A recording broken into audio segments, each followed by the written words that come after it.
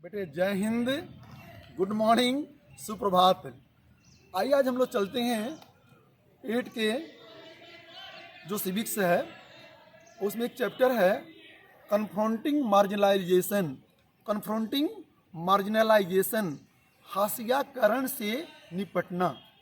मैं पहले बता चुका हूँ आप लोगों को हाशियाकरण क्या है। What is marginalisation? The person who are neglected in their society, that is called marginal, and this process is called marginalization। माने वह व्यक्ति जो अपने समाज से नेग्लेक्टेड है, तिरस्कृत है, जिसका विकास नहीं संभव पा रहा, इस कारण से माने वो आर्थिक रूप से, सामाजिक रूप से, धार्मिक रूप से, सभी दृष्टियों से क्या है, नेग्लेक्टेड है। जैसे मैंने बताया था आपको, दलित समूह हो गए, आदिवासी हो गए, मुस्लिम हो गए, क्रिश्चियन हो गए, मतलब जो अल्पसंख्यक होते हैं। अल्पसंख्यक जानते हो किसको कहते हैं? जो संख्या में कम होते हैं, less in number and more in number, that is called majority. तो आज हम लोग देखेंगे कि हाशियाकरण के से हम लोग कैसे निपटेंगे।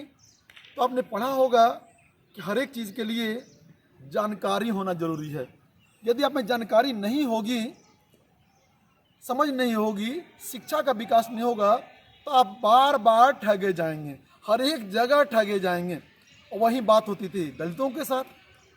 दलित बेचारे पिछड़ गए थे, शिक्षा में भी, आर्थिक रूप से, सामाजिक दृष्टि से उनके साथ बहुत से छुआछूत होता था, भेदभाव होता था, डिस्क्रिमिनेशन होता था। अब तो जान रहे हो ये सब चीज़ें। तो कैसे निपटेंगे भाई? तो हम लोग 7th क्लास से पढ़े थे, याद होगा आप लोगों को कि सरकार ने इसे निपटने के लिए अनेक नियम और कानून बनाई है। आप संविधान के बारे में जानते हो ना? संविधान अनेक नियमों और कानूनों का संग्रह है जिससे किसी देश का शासन चलाया जाता है, जिसमें हर एक लोगों के लिए नियम और कानून बने हुए हैं। किसी का शोषण नहीं किया जा सकता है। और उसी में देखिए मौलिक अधिकार दिया गया, फंडामेंटल राइट दिया गया है। आप लोग पढ़े हो ना कि राइट टू फ्रीडम, स्वतंत्रता का अधिकार, राइट टू इक्वालिटी, समानता का अधिकार, राइट अगेंस्ट एक्सप्लॉयटेशन, शोषण के विरुद्ध अधिकार, religious rights, right to religious freedom, then cultural and educational rights, and at last right to constitutional remedies. हमारे इन मौलिक अधिकारों का अगर कोई हनन करता है तो हम संवैधानिक उपचारों के अधिकारों के तहत हम क्या कर सकते हैं? कोर्ट में जा सकते हैं, न्यायालय में जा सकते हैं, हम अपने अधिकारों की को जान सकते हैं और ले सकते हैं। नहीं, और यही हुआ। अब जानते हो कि हमें स्वतंत्रता का अधिकार मिला हुआ है, हम सभी स्वतंत्र हैं, हम सभी समान हैं, चाहे वो किसी जाति के हों, किसी धर्म के हों, किसी वर्ण के हों, किसी लिंग के हों। उस तरह समानता का अधिकार मिला हुआ है, राइट टू इक्वालिटी, कि हम सभी क्या हैं, एक समान हैं, कोई हमारा कुछ बिगाड़ नहीं सकता है, हमारे साथ डिस्क्रिमिनेशन नहीं कर सकता है। लेकिन जानने के अभाव में ये दलित, ये पिछड़े वर्ग, ये अल्पसंख्यक पिछड़ गए। तो इसके लिए सरकार ने हमें, जानते हो, अनुच्छेद 17 दिया है, जिसके तहत यदि आपके साथ कोई छुआछूत का व्यवहार कर रहा है तो आप कानून का शरण ले सकते हो। कोई छुआछूत का व्यवहार नहीं कर सकता है। जब मनुष्य स्वतंत्र पैदा हुआ है, क्या उस समय कोई धर्म था? क्या उसका? क्या कोई जाति थी? क्या कोई? अब जिस जात में जन्म लिया उस जाति का हो गया। तो सरकार ने कहा कि कोई भी छुआछूत अगर करता है तो उसके साथ मैंने उसको दंड दिया जाएगा। उसी तरह एक और प्रावधान दिया गया है, अनुच्छेद 15। अनुच्छेद 15 के अनुसार भी है यही कि यदि कोई आपके साथ असमानता का व्यवहार करता है तो आप क्या कर सकते हैं? कानून का शरण ले सकते हैं, आप उन पर केस कर सकते हैं। अब देखोगे हाशियाई समूहों के लिए बहुत से कानून बने हुए हैं, जो कभी हमने आपको बताया। ये हाशियाई समूह कौन है? जान गए ना आप? जो दलित हैं, जो पिछड़े वर्ग में आ जाते हैं, जिनका विकास नहीं हुआ है। जैसे आपने नाम सुना होगा, गांधी जी ने कहा था हरिजन। कोबलर का आपने सुना होगा नाम, जो मोची होती हैं, मैंने बहुत जो ये जातियां हैं उनको हम क्या कहते हैं? हत्याई समूह के कहते हैं और उनके लिए अनेक कानून बनाए गए हैं। लेकिन कानून को जानना जरूरी है और केवल पेपर में अगर आ जाएगा कानून उससे तो नहीं होगा। आप जानोगे, उसका उपयोग करना सीखोगे, तब जाकर आप अपने अधिकारों को पा सकते हो। लेकिन कर्तव्य को भी न मत बदलना। आपका कर्तव्य क्या है उस तरह देखोगे कि सरकार ने सामाजिक न्याय को प्रोत्साहन दिया, प्रमोट टू सोशल जस्टिस, कि सोशल जस्टिस होना चाहिए, समाज में जो भी है एक समान होना चाहिए। और इसके लिए भी सरकार ने बहुत सा कार्य किया। आपने सुना होगा कि जो दलित वर्ग वाले हैं उनके बच्चों को पढ़ने के लिए शिक्षा की व्यवस्था की गई है, निःशुल्क शिक्षा की व्यवस्था की गई है। बहुत से शहरों में जाओगे, हर एक डिस्ट्रिक्ट में उनके लिए हॉस्टल की व्यवस्था की गई है, छात्रावास की व्यवस्था की गई है, ताकि जाकर वे वहाँ पर पढ़ सकें। उसी तरह आप देखोगे अल्पसंख्यकों को भी आने का अधिकार दिए गए हैं। तो सामाजिक न्याय में, और आपने पढ़ा होगा कि 1989-90 में एक नियम आया, मंडल आयोग, आरक्षण मिला उसके अनुसार इन नागरिकों को, इन दलित वर्गों को, इन एसी माने अनुसूचित जाति अनुसूचित जनजाति को नौकरियों में भी, शिक्षा में भी, हर एक जगह आरक्षण दिया जाए। और आरक्षण दिया भी गया। इसके लिए बहुत से क्या हुए, दंगा हुए, विद्रोह हुए। लेकिन बाद में जब लोगों ने समझ लिया कि नहीं, अगर सामाजिक दृष्टि से अगर कोई पिछड़ा हुआ है तो उसे उठाने के लिए एक यही उपाय है कि उसको आरक्षण दिया जाए। आरक्षण दिया गया और इस तरह आप पाओगे कि हमें उन लोगों को आरक्षण मिला हुआ था कि विकास करो। लेकिन भाई समझोगे तुम ना, आरक्षण मिला हुआ है, आपको जानकारी ही नहीं है, आप कैसे उसका उपयोग करोगे। इसी तरह देखोगे दलितों आदिवासियों की रक्षा के लिए बहुत सी बातें मिली गई हैं। जैसे एक मैं कहानी कहता हूँ जो आपके बुक्स में दिया गया है। रत्नम नाम का एक लड़का है जो जगमालगुर नामक गांव में रहता है। और जगमालगुरु गांव में एक परंपरा है, एक पर्व मनाया जाता है, जहां पर हर एक 5 वर्ष में करीब 20 गांवों के पुजारी इकट्ठे होते हैं। और रत्नम के परिवार के लोग ही, जो दलित जाति के हैं, मन दलित जाति के लोग ही क्या करेंगे, उन सभी पुजारियों का पांव धोकर और उससे स्नान करेंगे।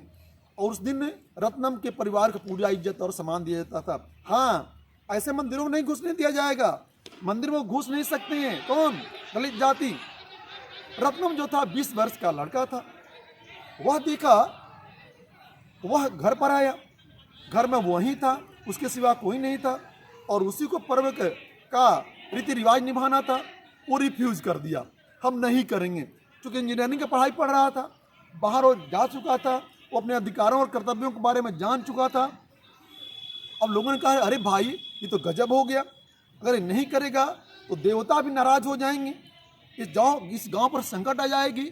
और बड़े लोग भी नाराज हो गए, पंडित नाराज हो गए। लेकिन वो कुछ नहीं माना, वो कहा कि नहीं, मैं नहीं करूँगा। और इसके बाद उसके साथ सामाजिक बहिष्कार किए गए। उनके लोगों ने ही, जो दलित जातियाँ के लोग थे वो भी डर गए, उनका साथ देना बंद कर दिए। लेकिन रत्नम ने, यहाँ तक रत्नम के घर में आग लगा दी गई।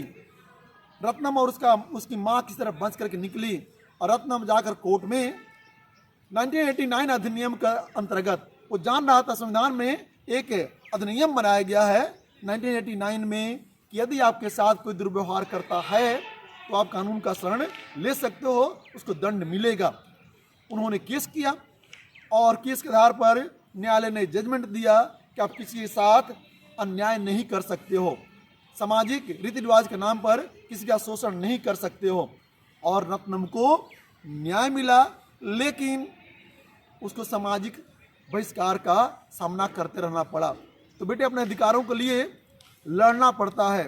कहा भी गया है, छीनता है सत्य कोई और तो त्याग तब से काम ले, यह पाप है, छिन्न कर देना उसे तत्काल तो बढ़ा रहा तेरे तरफ जो हाथ है। तुम्हारे तरफ जो हाथ कोई बढ़ाता है उसे छिन्न कर दो, लेकिन तब होगा लड़ाई से नहीं, विद्रोह से नहीं, कानून के माध्यम से। इसलिए आपको कानून की जानकारी होनी चाहिए।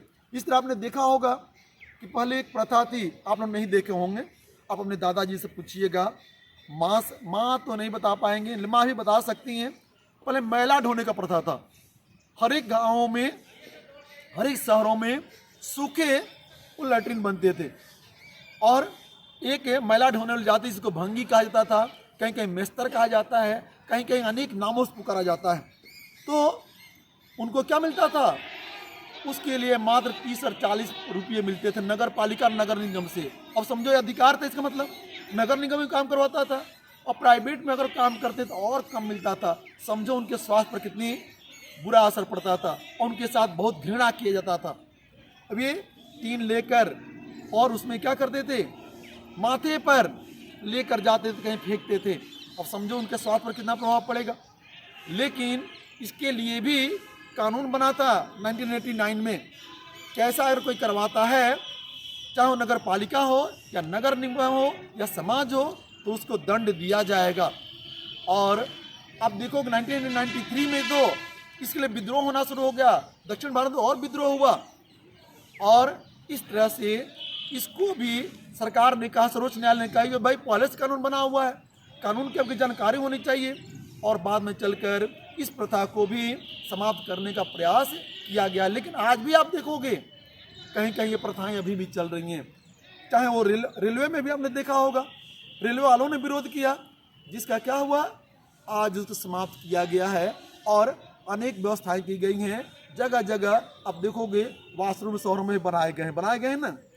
अब चलते जरा हम लोग, इसलिए अपने कानूनों को समझें, जाने, बिना कानूनों को जाने आप अपने अधिकारों की रक्षा नहीं कर सकते हैं और आप अपना कर्तव्य भी करें। अब देखिए एक आदिवासी समूह भी है जो जंगलों में रहा करते थे, जंगलों से ये सारे चीज़ उनको मिला करते थे। लेकिन धीरे धीरे सरकार ने, अंग्रेजों ने तो शुरू कर दिया था, उनको जंगलों से भगाना शुरू कर दिया। उन्हीं का घर, उन्हीं का सब कुछ, और उनको विस्थापित कर दिया गया, शिफ्ट कर दिया गया। बेचारों की जिंदगी एकदम तबाह हो गई और वे चूंकि शिक्षा में भी पिछड़े हुए थे, उनका एक अलग अपना समाज था, उसी में जीते खाते थे। लेकिन जब थोड़ा वो भी जागरूक हुए तो आज उन्होंने मांग करना शुरू कर दिया। आपने सुना होगा कि सीके जानू नामक व्यक्ति थे जिन्होंने इस आवाज़ को उठाई कि भाई जिसका अपना जमीन सब कुछ और वहीं बेदखल। यहाँ तक आज ये सरकार जो है पेपर उद्योग के नाम पर, लकड़ियों के नाम पर ठेके दे देती है और जंगलों की निर्बाध कटाई हो रही है, कोई उस पर नहीं करता है। लेकिन जब आदिवासी जागरूक हुए, जैसे सीके जानू के बारे में बताया आपको, तो अब जो है सरकार उस पर और कदम उठा रही है। और उनका कहना है कि भाई जो पहले विस्थापित हो गए हैं, जो आदिवासी, उनको भी न्याय जरूर मिलना चाहिए। यदि न्याय नहीं मिलेगा तो फिर पिछड़ते जाएंगे। इसलिए आपको मैं बताया कि केवल नियमों से नहीं होता है, नियमों की जानकारी होनी चाहिए, आपको जागरूक होना चाहिए। जागरूक होगे तभी हाशियाकरण से निपट सकते हो और आप एक समाज का अभिन्न अंग बन सकते हो। देखो अभी देखो तो हमारी माननीय राष्ट्रपति द्रौपदी मुर्मू जी हैं जो आदिवासी समूहों से आई हैं। इसी तरह आपको भी जागरूक होना पड़ेगा।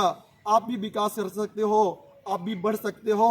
इसलिए मेरे बच्चों, आप भी एकदम जागरूक हो जाओ। जय हिंद, जय भारत।